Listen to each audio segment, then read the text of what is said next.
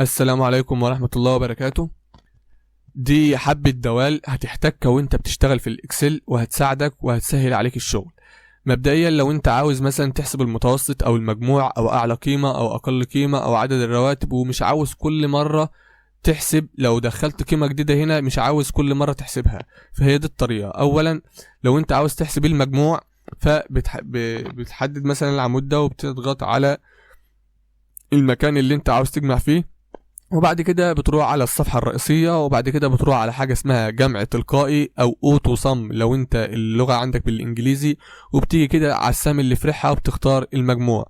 حضرتك هو دلوقتي جمع لنا العمود ده. لو انت جيت هنا مثلا تغير اي قيمة هنا، لو انت مثلا جيت مثلا تغير اي قيمة، تمام، وبعدين لو ضغطت انتر هتلاقي ان المجموع اتغير واتحسبت على اخر قيمة انت دخلتها.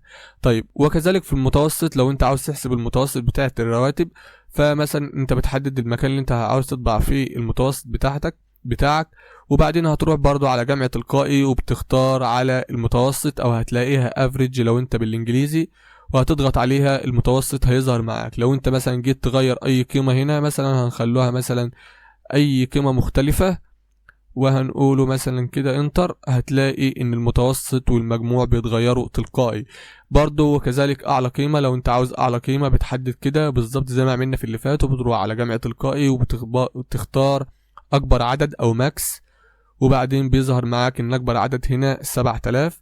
طيب ولو عاوز اقل قيمة بنعمل نفس الكرة، فلو انت مثلا عاوز اقل قيمة هنا مثلا ايه، بتروح على جمع تلقائي وبتختار من او اصغر عدد، فبيظهر عندك اقل حاجة. لو انت جيت تغير مثلا اللي هي القيمة الاعلى، مثلا نخلوها مثلا 6000 ونضغط انتر، فهتلاقي ان ال6000 والمجموع والمتوسط كل ده اتغير.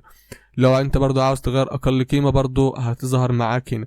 لو انت عاوز تحسب عدد الرواتب فهنا مش هتروح من على جمع تلقائي، انت مثلا لو عاوز تستخدم اي دالة تانية مختلفة فبتضغط ببساطة كده يساوي.